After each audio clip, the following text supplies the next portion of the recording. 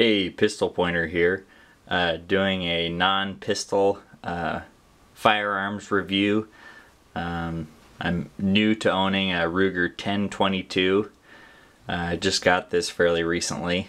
I sold a Marlin Model 60. I just got tired of loading the magazine tube. I just kind of found it precarious to do, and I like preloading magazines, so I decided that just for versatility of features, being able to upgrade and change things, tinker with things, I kind of like doing that kind of stuff, so I decided a Ruger 10/22 would be a better way to go. You can get 10 round, 25 round, 50 round, 100 round magazines for it. I find the 10 round box magazines are fine for most of the shooting that I do, but got a couple of the Butler Creek with the steel feed lips that seem to work pretty well. So here is the Ruger 10/22.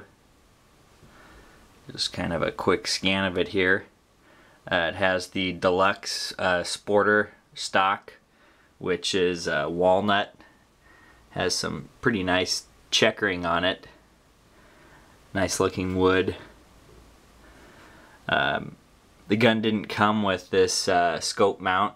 It's a Weigand, I think is what it is. It starts with a W. I got it on Midway. It's a one-piece scope mount, so it gives you a really solid way to mount your scope.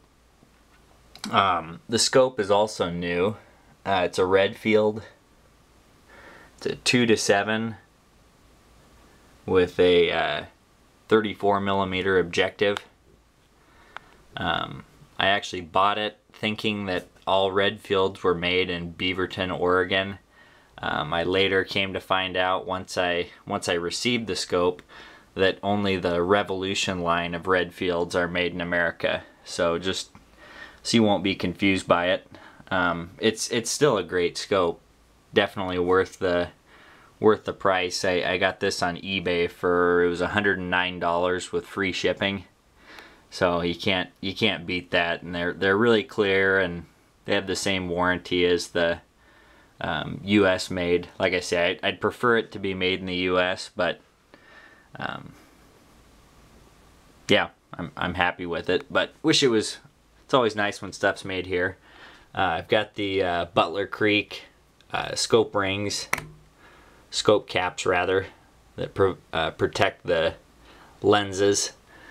I seem to put these on about all my scopes. They're it's a good way to protect it, and you don't have to worry about losing the caps with the ones that it comes with. What else? The barrel is the heavy wall tapered barrel. So it's not as thick as the 0.92 inch bull barrels that you can either get separate or come on some of the Target models. But it is quite a bit heavier than the standard. There's the muzzle there. This rifle did not come with iron sights on it. It's pretty much set up to be a scoped, or I suppose you could use a red dot too, but this is mainly going to be a target bench rest type rifle. I've got a Harris bipod that I kind of switched back and forth between a couple rifles. I have two of them, and this one kind of gets switched back and forth between an AR-15 and this rifle. The only real modifications I've done, other than the scope mount and scope, if you could call that a modification, I put a Volquartsen magazine release. It's extended. Let me flip this around here. You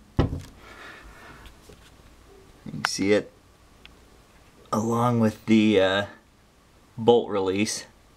I switched out the bolt release for a auto bolt release, which, if you're unfamiliar with 10/22s, the ones they come with, it's kind of a weird little toggle where to release the bolt you have to press up while releasing the bolt, kind of toggle it forward, and I just didn't want to mess with it. So now all you have to do is pull back on the bolt and it automatically releases without having to mess around with that. The trigger on this seems lighter than some of the other ones that I've felt. I think the factory Ruger, just the standard Ruger trigger pull is in the 8-pound range. And I don't know if this is considered one of their target models. I know that it's designated as the Hawkeye. What that means, I can't tell you. I've actually had some trouble finding information online about this particular rifle that comes, you know, set up like this from the Ruger factory. But it is the Hawkeye, and the trigger, try and push as lightly as I can. You can see it's about to break. I'd say it's a 4 or 5 pound trigger. Like I say, compared to an 8-pound trigger on the standard Ruger, so it's a little lighter. Not quite as light as I'd like for a bench rest type rifle like this. I might tinker with it and put in a 3 or 3.5 pound trigger pull. So yeah, that's my new rifle. It's the newest addition to my collection. And haven't shot it a lot, but I've been happy with it. It seems to group 50 yards from a bench. The hole's about the size of a quarter. So I'm pretty happy with that for just like I say, except for the mag release and the auto bolt release, everything's factory on it. So quarter size group I'm pretty satisfied with. So alright, hope you guys enjoyed it. Bye.